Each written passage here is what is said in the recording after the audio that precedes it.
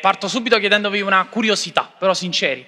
Quanti di voi hanno sempre il telefono a portata di mano, nelle vicinanze? Vai, per alzata di mano. Chi non ha alzato la mano è perché lo sta usando mo'. Per farvi capire la gravità. È normale, guardate, è così da quando ci svegliamo la mattina. Tu ti svegli la mattina e il telefono di solito sta accanto al letto, sul comodino, e quindi la prima cosa che noi vediamo appena inizia una giornata spesso è lo schermo del telefono. Non si dovrebbe fare, però c'è una spiegazione logica. Uno dice perché sul telefono ci metto la sveglia per svegliare, giusto? Quanti mettono la sveglia sul telefono? Sempre per alzata di mano? Ok. Adesso ho detto la sveglia singolare, però andiamo nella realtà. Quanti ne mettono più di una? Okay. Più di due? Più di tre? Qua entriamo nella patologia, attenzione. Molti hanno alzato la mano, incredibile, più di tre. Siamo a Milano, dovreste avere la cocaina. Vabbè. Mettiamo che sono 4. Ok, qual è la difficoltà? Ricordarsi qual è l'ultima sveglia. Che suona la prima, la spegni, torni a dormire, dici vabbè, ce ne sono altre 3. Suona la seconda, spegni, torni a dormire. Suona la terza, spegni, torni a dormire. Suona la quarta, spegni, torni a dormire, ti svegli mezzogiorno. Ora io ho letto che un buon metodo sarebbe impostare una sola sveglia sul telefono, poi lo prendi e lo metti lontano dal letto, così poi sei costretto ad alzarti per spegnerla.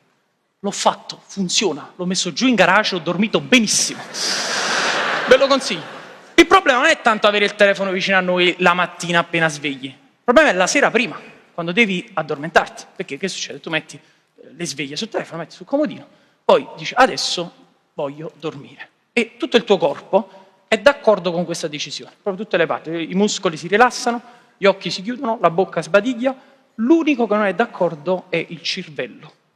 Il cervello quando tu vuoi dormire lui è iperattivo, il cervello ripensa a conversazioni del 2015, si fa venire dubbi, ma non dubbi normali, dubbi tipo chissà che fine ha fatto Lupo Lucio della Melevisione. Ma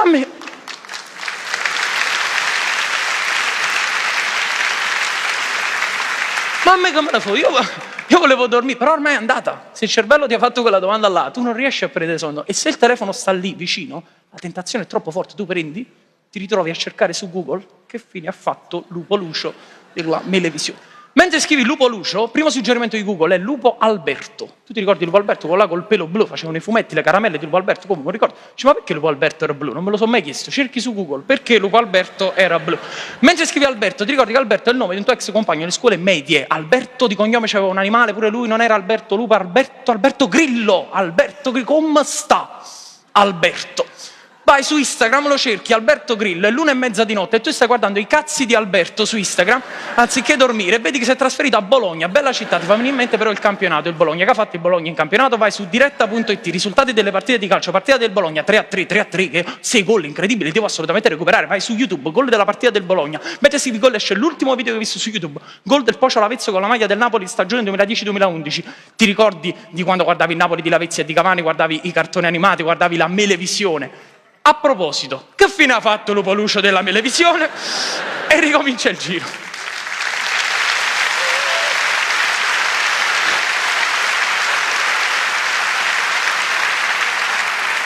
E noi abbiamo il telefono accanto in tutte le situazioni in cui non sarebbe necessario usarlo. Cioè, a parte dormire, mangiare. Altra attività che, fino a prova contraria, non ci sta bisogno del telefono. Eppure sta là. Cioè, coltello, forchetta, telefono. Sul tavolo. Che è pure brutto quando vai nei ristoranti a volte, no? Che vedi la gente a tavola che non si parla tra di loro, ognuno guarda lo schermo del telefono, e i ristoranti contemporanei se ne sono accorti. Il ristorante contemporaneo non ti deve vendere il cibo è l'ultima cosa. Il ristorante contemporaneo ti deve vendere un'esperienza. Come si dice qua a Milano, un'experience. Quindi fanno queste cose a volte, non so se ci avete fatto caso, che di solito lo scrivo su delle lavagnette, così all'ingresso scrivono non vi diamo la password del wifi, parlate tra di voi. Tu vai e effettivamente fanno delle cose tipo che prendono proprio il telefono dei clienti, lo mettono in delle cassettine nei centro tavolo, lo mettono da parte. Ho detto, vabbè, è un'esperienza, proviamo. Siamo andati in uno di questi locali, arriviamo all'ingresso, 2 di loro si prendono il telefono, entriamo, ci sediamo a tavola, arriva il cameriere e fa, allora ragazzi, per ordinare dovete scannerizzare il QR code. E lì capisco che quelli di prima non lavoravano per il locale. Effettivamente Rammo Telefono era un po' aggressivo, come ho detto, vabbè, starà facendo un TikTok. E invece era uno scippo, che comunque è un'experience.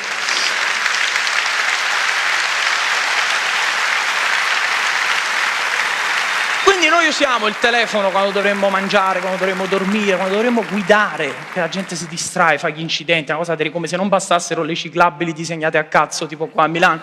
Quindi il problema non è il telefono, il problema siamo noi, alla fine, perché una cosa non è giusta o sbagliata a priori, dipende sempre dall'uso che ne si fa. Per esempio, all'inizio vi dicevo che il telefono a volte ti può distrarre la sera quando devi prendere sonno, però può essere usato anche in maniera propositiva per questo scopo. Cioè, su internet è pieno di contenuti creati apposta proprio per favorire il sonno, video ASMR, non so se avete presente, quelli rilassanti con i suoni anche della natura. Tu cerchi su YouTube, scrivi video rilassanti, ci stanno questi video di 3-4 ore che tu puoi mettere con i suoni dell'oceano, per esempio, tu senti le onde così ti addormenti.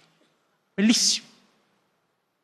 Se hai YouTube Premium, senza pubblicità. Se c'è la versione standard come ce l'ho io, è pericoloso. E tu metti il video con i suoni dell'oceano rilassanti, metti là, dopo una mezz'oretta ti abbuccono poco, diciamo che prendi sonno, verso le 3 di notte stai proprio nella fase REM, nel silenzio di casa tua, senti qualcuno ha detto just it! A te ti viene un infarto e un'improvvisa voglia di sushi.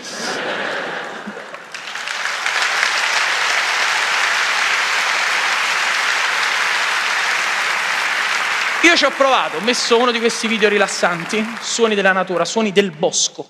Non ho dormito. Era troppo realistico. Sembrava veramente di stare nel bosco, una paura addosso tutta la nottata. Sentivo queste foglie che si muovevano. Ho detto, questo può uscire un animale feroce da un momento all'altro. Che ne so, un lupo. A proposito, che fine ha fatto Lupo Lucio della mia televisione? E non ho dormito.